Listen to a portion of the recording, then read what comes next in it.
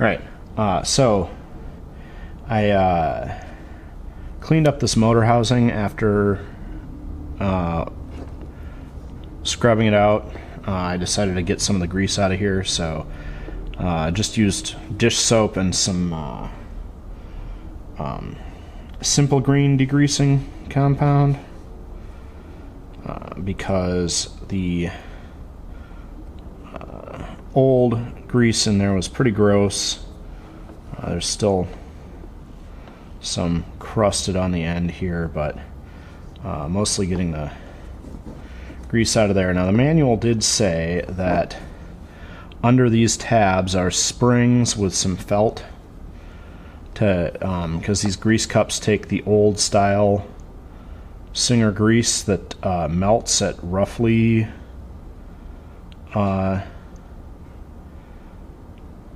the same temperature as, or just a little bit above room temperature, so as the motor runs and warms up a little bit, the grease is supposed to melt and then get soaked into some felt and onto the bearings.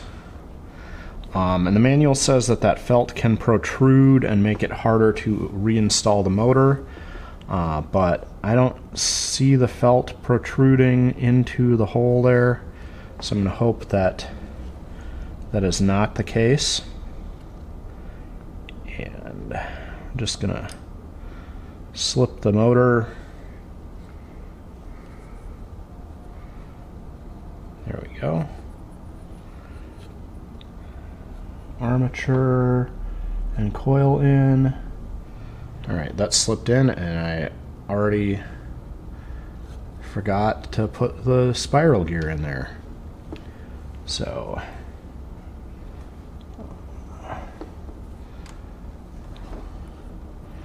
there's a flat on the shaft here, and that means that the set screws go on this end, because I took that out and promptly forgot which end of the set screws go on. So set screws go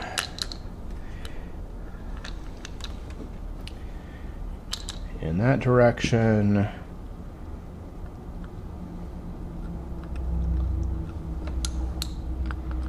Motor shaft goes in.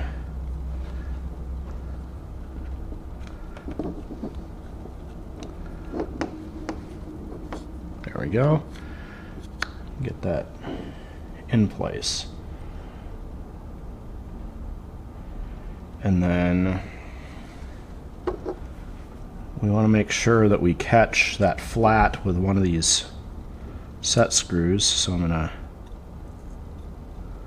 tighten the screw till I feel it grip, and then I'm going to rotate until I feel it loosen, and then I'm going to tighten it gently.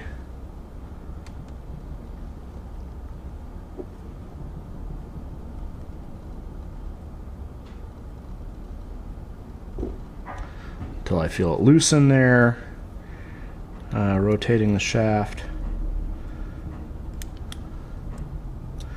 And then I should be on the flat now. Yep, and I can feel as I rotate the motor armature that it's in the flat, because it only rotates a teeny bit. And then the set screw can get, the one can get tightened, rotate around and tighten this second screw. And then I did take this cap out of this bearing, and this cap is just in there, it's not holding anything.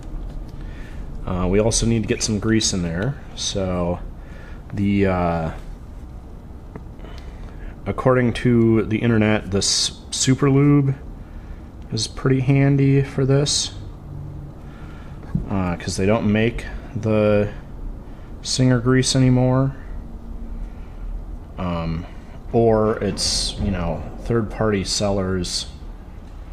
So I'm putting a dab behind this cap to make sure that there's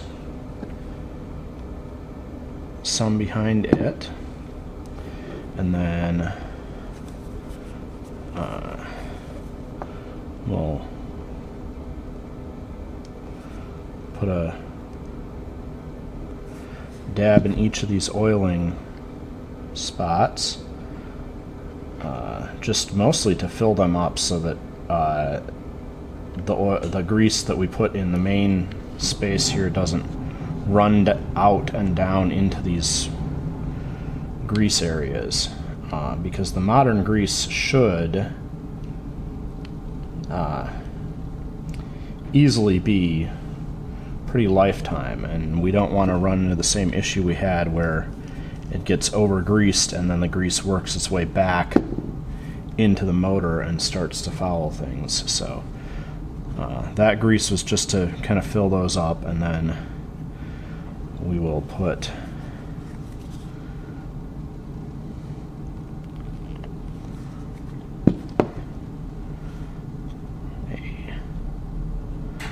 lump on those. Oh yeah, that should be more than enough to get into everything and work its way around. So that's greased. The brushes have a cup. We need to make sure that they are put in so that the cup matches the curve of the armature on the motor, so that they have full contact the way they should. The service manuals does have a note about keeping the brushes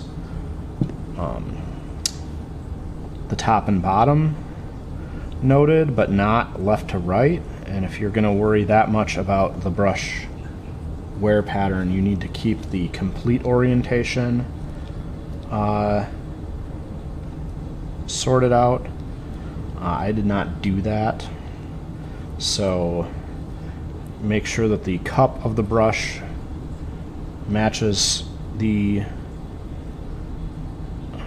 armature, and then it should pretty quickly and easily settle back in. Now slip our can cover on, and this doesn't have an up or down, just needs to go and get the tab under these screws, and before I reassemble this on the end of the machine, I'm going to check it and make sure it still turns. There we go.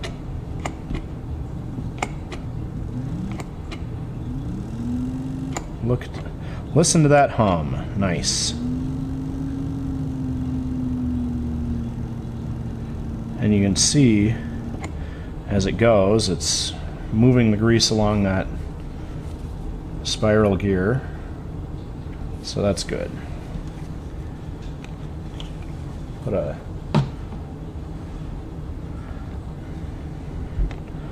another nice lump. Oh yeah, that will be more than enough grease.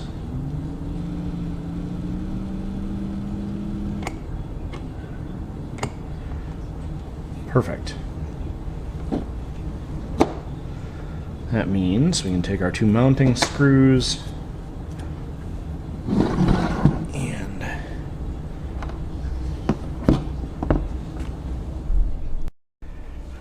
alright, so I cleaned the back of the machine a little bit because behind this motor hanging setup was pretty filthy, so now it's going to be easier for me to just drop that screw in place and then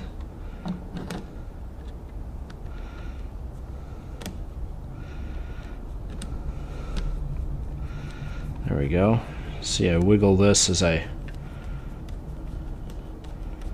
check to make sure I've got the threads on, and then snug that in place, and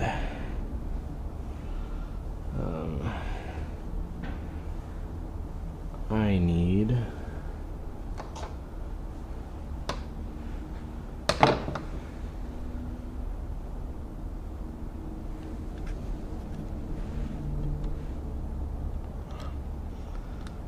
go to carefully reach that screw in to the hole.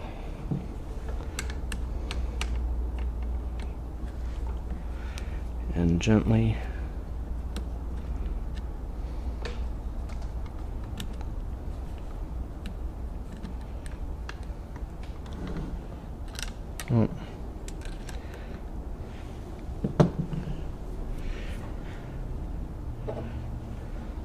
gently not get it threaded properly. Okay.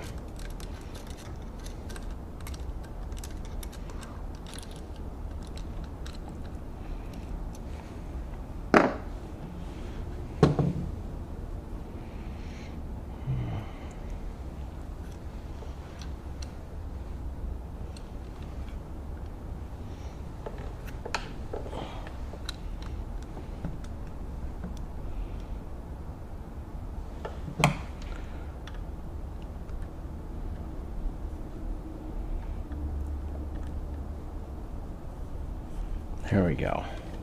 Now I got the thread on there.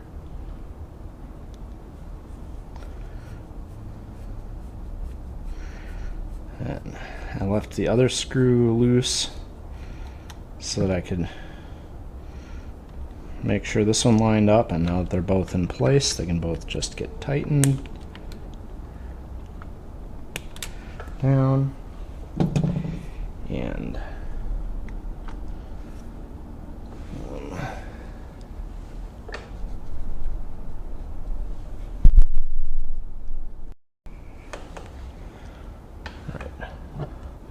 those have been tightened down. Since I have this off, this is one of the composite gears that Singer started to use in the, I don't know exactly when, but it rotates on the hand wheel here because it's got a spring under it to keep the jar from the motor stripping these gears out.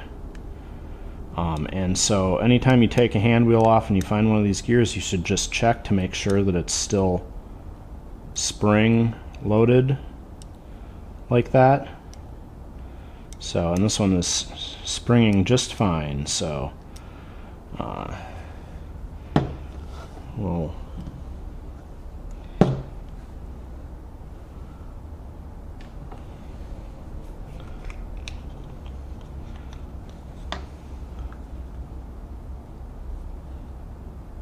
put a bit more grease in, I guess.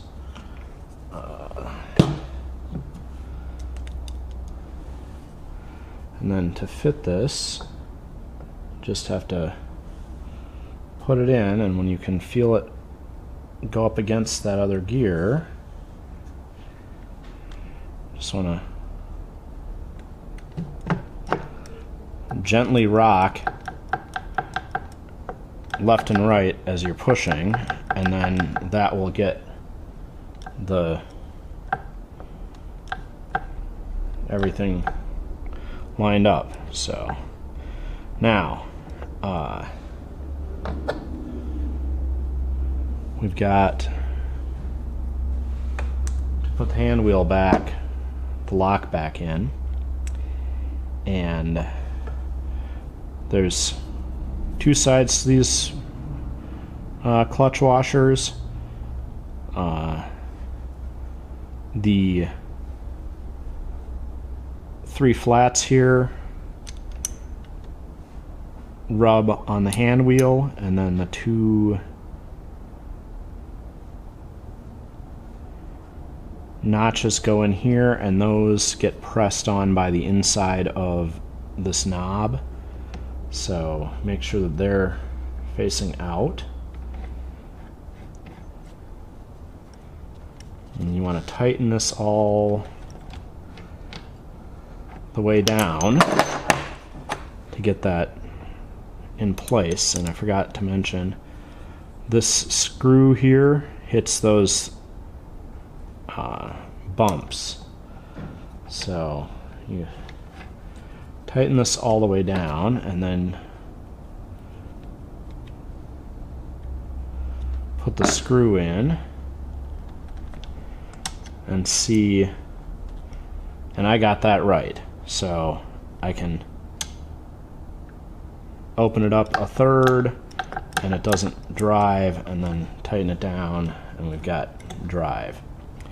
If you tighten this screw here down and you go to loosen it, and it won't loosen 1/3 of a turn, that means you've got this washer on upside down, and all you have to do is rotate the washer 180 degrees, and then you should be able to tighten this. In fact, I can demonstrate that. And this works for basically any sewing machine that's got this style of clutch on it. So I rotated that washer 180 degrees. It's the wrong way around. I tighten this down, the clutch knob down, and then when I put the screw in for the stopper, it hits right away. Right there. And it does loosen, but it doesn't loosen enough. So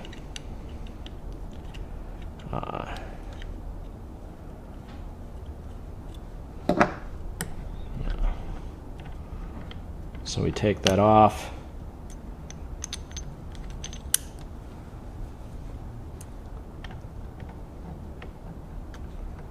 Rotate that washer 180 degrees. Now I've got this tight. Put the stop screw in place, and that just tightens down to where it's supposed to go. So you just tighten it up, and then it's got the full third of a turn or quarter turn that it will loosen up really nicely. So, all right. The motor's been cleaned, re-greased, and put back in place, and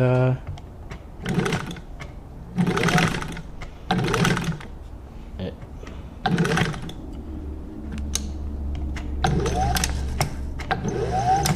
turns nice and sounds good.